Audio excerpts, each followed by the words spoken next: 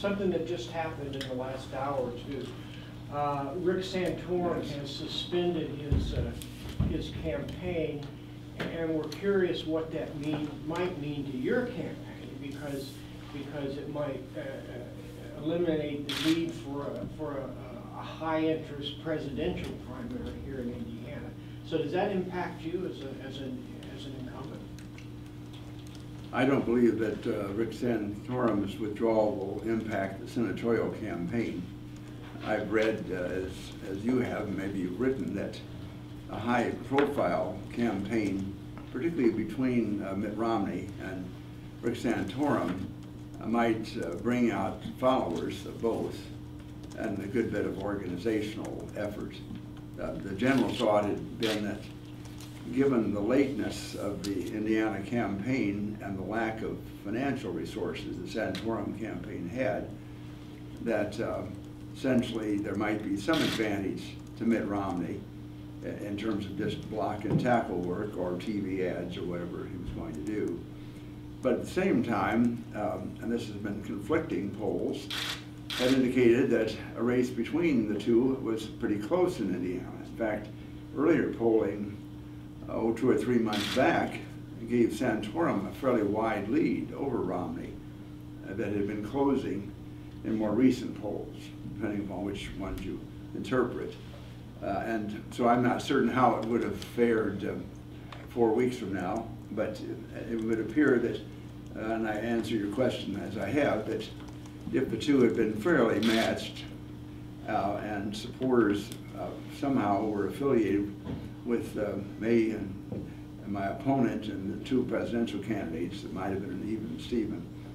It may mean simply less turnout altogether, unless the Senate campaign continues to attract a lot of attention, and people may feel that by itself it's worthwhile to take time to vote, because the gubernatorial campaign, of course, doesn't exist in the Republican Party. And although there are some local races in some Indiana counties, there are not many other reasons for people to come out in great numbers at this point. What do you think of Mitt Romney? Will he be a good candidate? I certainly hope so. I believe. You know him? Yes, but not well. I've had, I think, only maybe 3 conversations with him during our careers, and I was impressed earlier on, first conversation, when he was managing the Olympic efforts of the United States. And I thought that was truly impressive, and his ability really to raise the money, to raise public awareness early on for that was outstanding. I think in his presidential campaigns, he has, at least in this particular one, found it very difficult to work through all the debate formats and then the various state constituencies with a program that appears to be comprehensive. And in the event that Rick Santorum has decided to withdraw, my guess is now that Mitt Romney will not go back to the drawing board, but at the same time is probably going to think through much more how to meet the issue of jobs and the economy and recovery, how better to meet the problems of governmental spending, both past and present, and probably begin to formulate more precise thoughts with regard to the worldwide situations that could arise during the next 7 months. We are on the threshold of a predicament certainly involving the Iranian nuclear developments. More recently, as you've reported, rumors that North Korea continues to move into the nuclear realm. Not only the missile shot that they have in mind, but their continued refinement of nuclear material makes that an especial threat. And we have, of course, in the Arab Spring and the leftovers from all of that, plus the Syrian difficulties currently, situations, leaving aside Iran and Israel, of the Straits of Hormuz, which plays a huge role in a domestic situation with regard to gas prices at the pump. You can analyze that one backward and forward in many ways, but a very large reason for high prices is the world market price, which some would say is created by speculators, but we're really talking about people in markets who are hedging against the potential closing of the straits or such disruption that the supply of oil in the world, the demand by the Chinese and Europeans and others, would escalate the price abnormally, well beyond anything we have seen.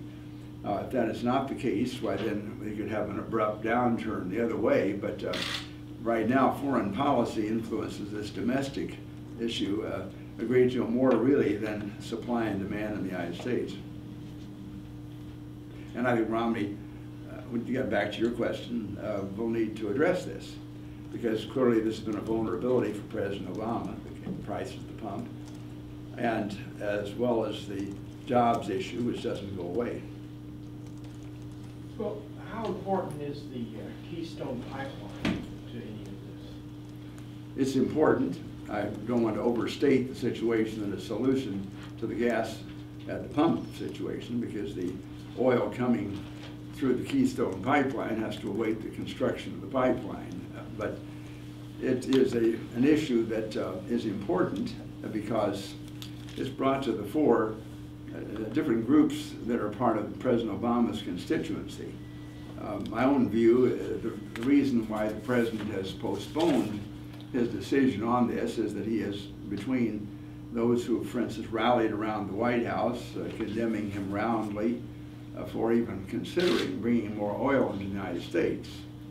Far-fetched as this may seem to most of us, some were arguing stoutly that we don't want any more oil in the United States, that it creates CO2 and other dangerous gases, that the climate change issue ought to be in the forefront for the president, and therefore, quite apart from the general yearning to have more oil supply, they were claiming just the opposite. We should stop it. Now, this was met by labor unions, who equally said, you know, Mr. President, come off of it. It's jobs. That's what we are after. 20,000 construction jobs down the middle of the country. Here in Indiana, I found, as we toured Lafayette, Caterpillar, and Fairfield, they have orders or prospective orders from Keystone and taking on a lot of new people. Fairfield was taking on a few more each month anyway, prospectively, that they were going to need to do that and trying to pick up Purdue graduates or others. The smaller firms, one in Greenwood, for example, likewise, had already had orders from Keystone. So this was not just a 20,000 down the center of the country. There were Indiana jobs involved. So I looked at it from the jobs issue point to begin with, but then clearly a supply of oil from a friendly country, as opposed to the hazards of Venezuela or the problems of getting it from the Middle East or elsewhere. Clearly the developments in North Dakota, which none of us could have been expected, have brought a huge surge of wealth to that area, lowest unemployment in the country. And it hooks up with the Keystone pipeline and the refineries that are downstream. So in any event, the State Department, I found, had been studying this for almost 3 years. And I offered legislation demanding the president make up his mind in 60 days.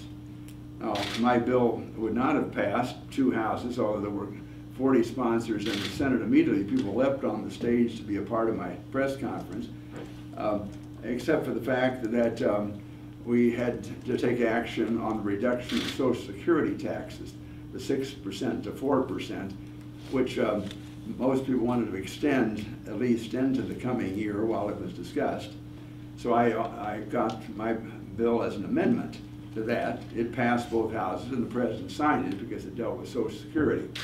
So then he had to make up his mind. And so he said once again, well, no.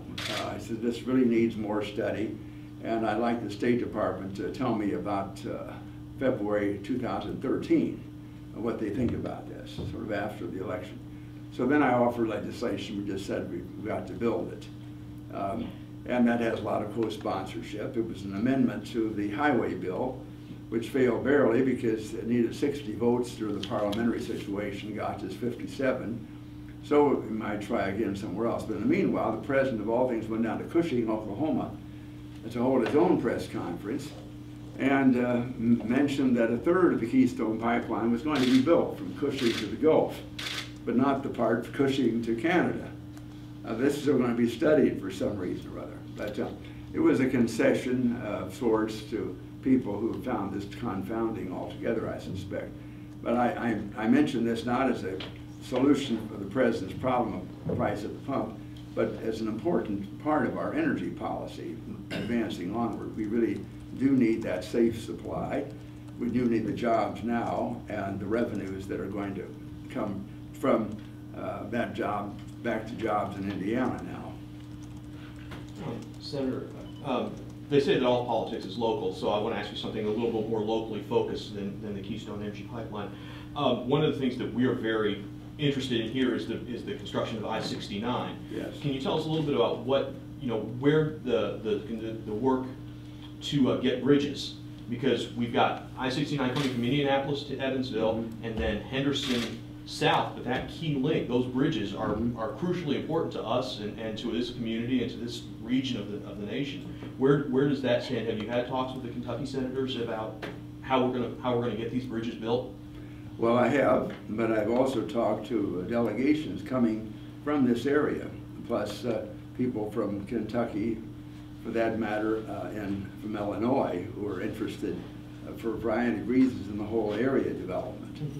About that bridge, sometimes they also bring up other bridges along the Ohio. The dilemma for all of this is who is going to pay for it. Most of the groups that come assume that there will be federal funds. The highway bill has provided money for roads and bridges for many years, but we've not had a reauthorization of the highway bill now for a while. This was a part of the debate this year in the Senate, in which a bill finally passed, but has been waylaid in the House again. So as a result, it's much like the problems that came with the Sherman-Menton Bridge situation, which was an immediate emergency for tens of thousands of commuters coming back and forth in the New Albany area. And in that particular case, I remember coming down the week following the beginning of the crisis, meeting with the representatives of Governor Daniels and the governor of Kentucky, who at that point were forthcoming and saying they would put X number of dollars into that and so the federal guy from the Highway Commission said, well, in that case, we'll put X number in too. And then we'll have a formula that whoever gets the bid, one of the parts of the bidding is going to be how fast they can get it done, and a discount for that sort of thing. So in that particular case, maybe Governor Daniels found his money again from the fund created at the time of the highway across northern Indiana from the toll. I'm not sure where the Kentucky people found their money, and the federal money was a small amount, so it was waylaid from some other project. But when you get to what we're talking about with I-69, that's big money.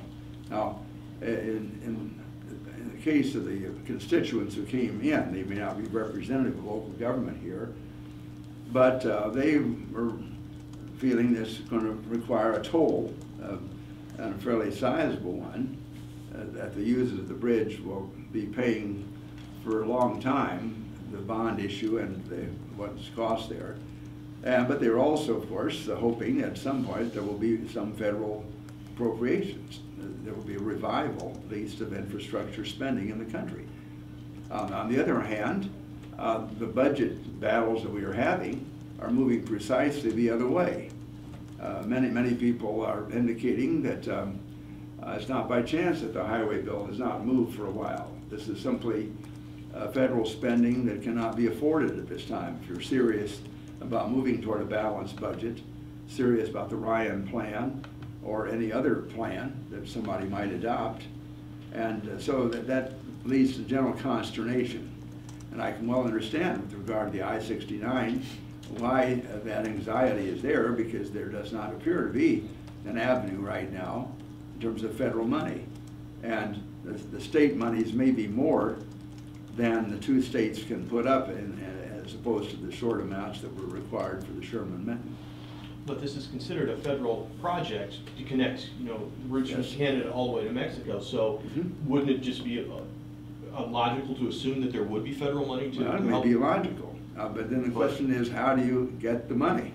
In other words, where is it going to come from if, in fact, highway funds are not being appropriated, and if, as a matter of fact, there is a push to spend less on highways in America rather than more? Now, it could be that we'll reverse our course, but I hesitate, on the one hand, to be offering a potential promise for something, on the other hand, advocating less spending and a balanced budget amendment, which I do, and some other aspects, which I know work in the opposite direction very stoutly. Were you surprised that Mitch Daniels was able to fund I-69, the highway? I mean, years ago, I heard this, you made the same warning then that you made today, that there are no federal monies. Were you surprised that?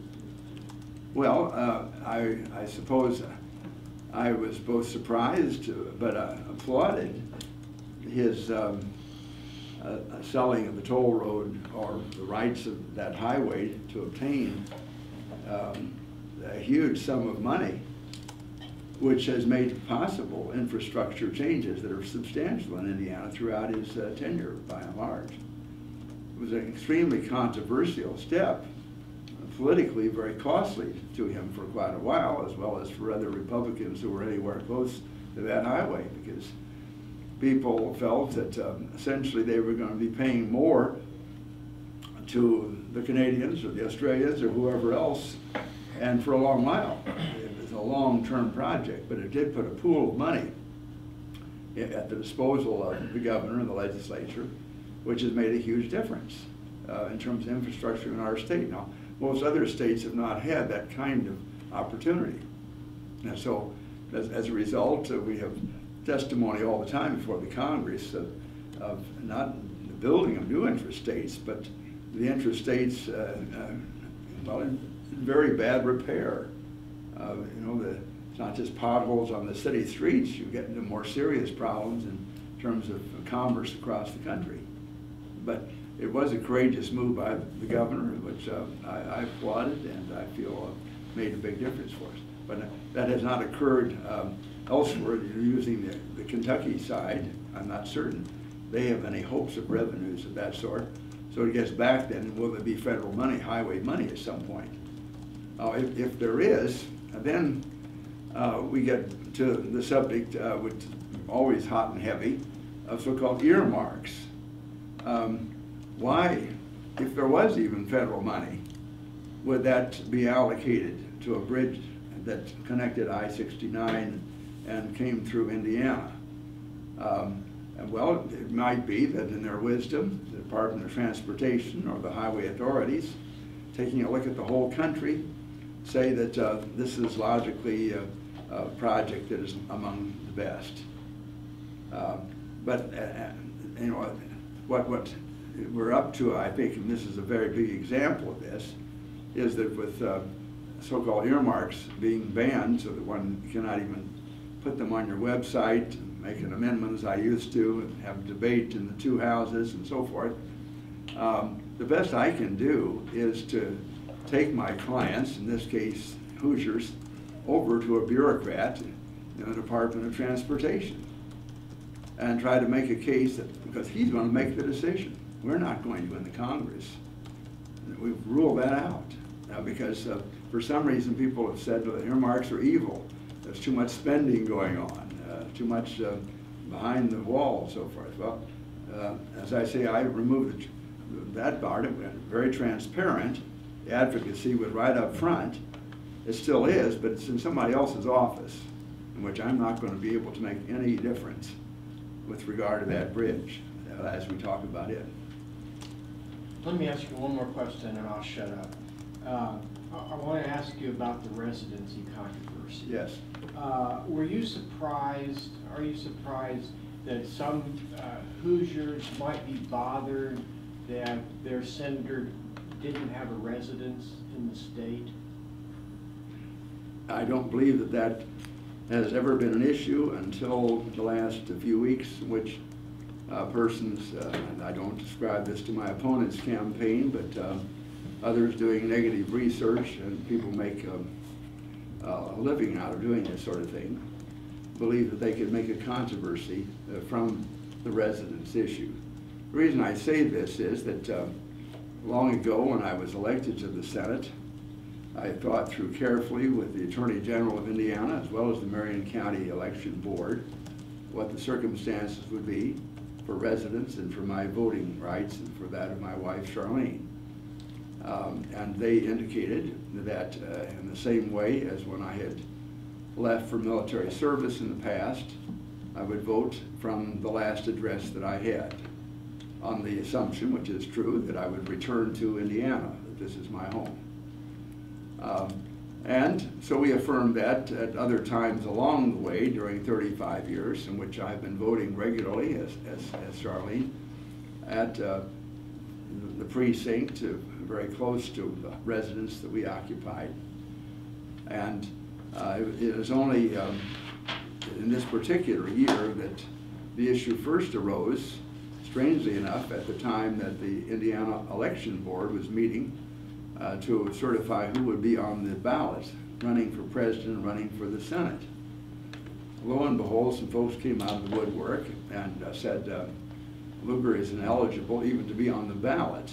This is despite our getting 11,500 signatures and all the things that we believe are required. At that point, the election board, which does have members of both parties, voted 4-0 that we would be on the ballot.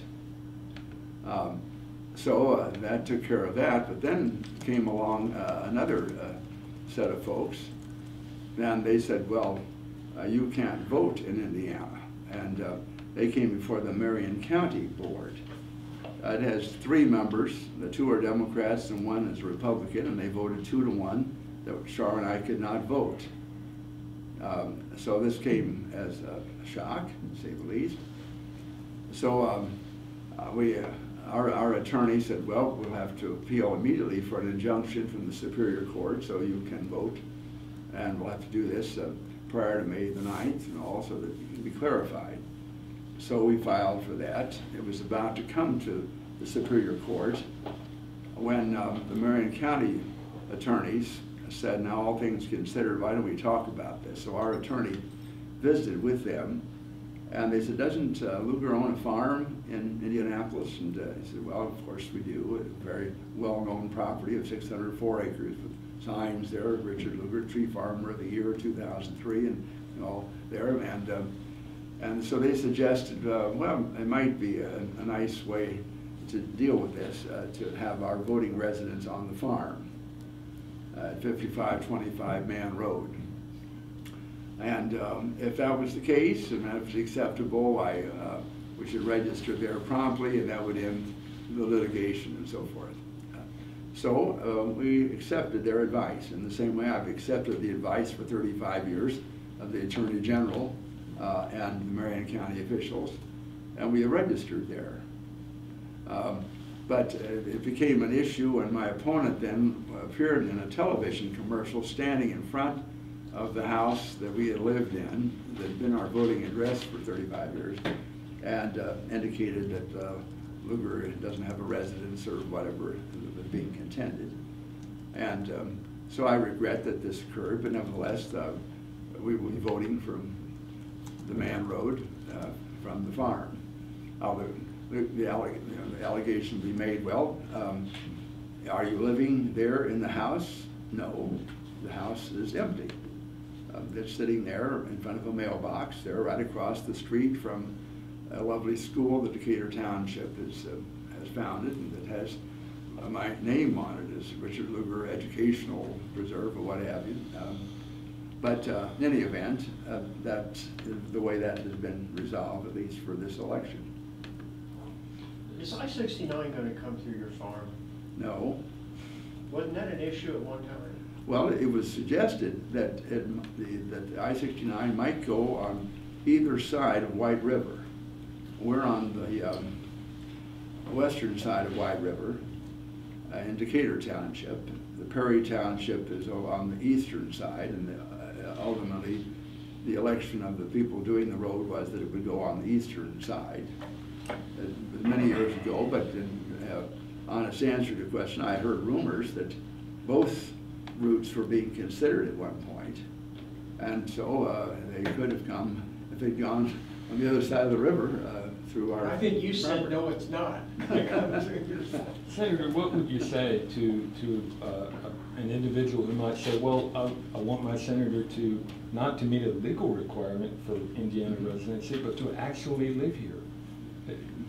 You hear that criticism. How do you respond to that? Well, for the time being, I do not have a good response in that I'm registered now on the farm.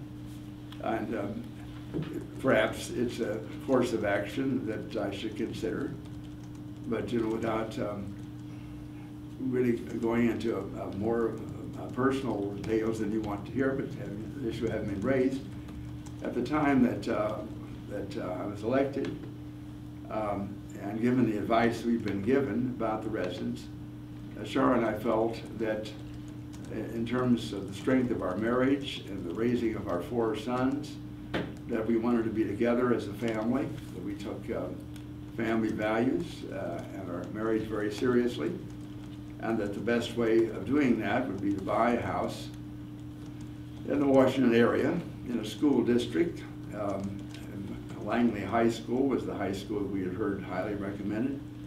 2 of our boys were in high school at the time, the other 2 were moving along to that point, and that we would therefore work together as a family. I would travel back to Indiana on the weekends and in the recesses, and since I would be going all over the state, not simply residing in Indianapolis during that period, that we would, as a matter of fact, not need a residence.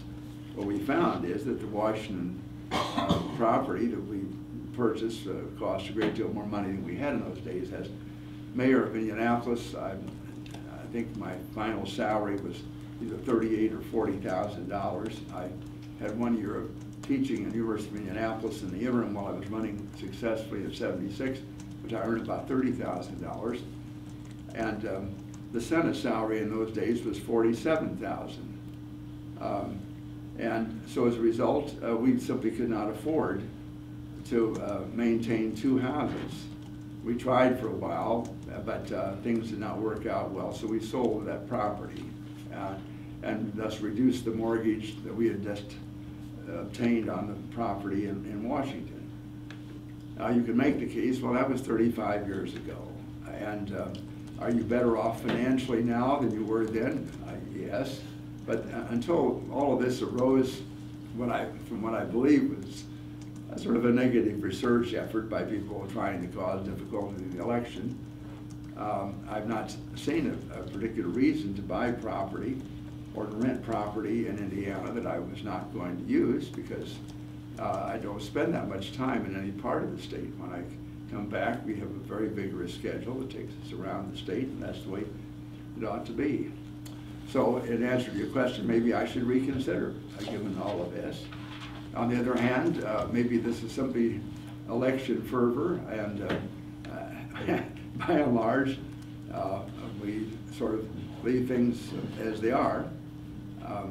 I've paid off the mortgage now, thank goodness, on the Washington property, so we do not still have that burden. And the boys graduated from high school a long time ago. All 4 came back to Indiana, 2 to IU, 2 to Ball State, and one of them, thank goodness, loves to fish and hunt out at the farm and sort of keeps track of all of that. And so we've been planting trees together out there for years, and we had a few off days.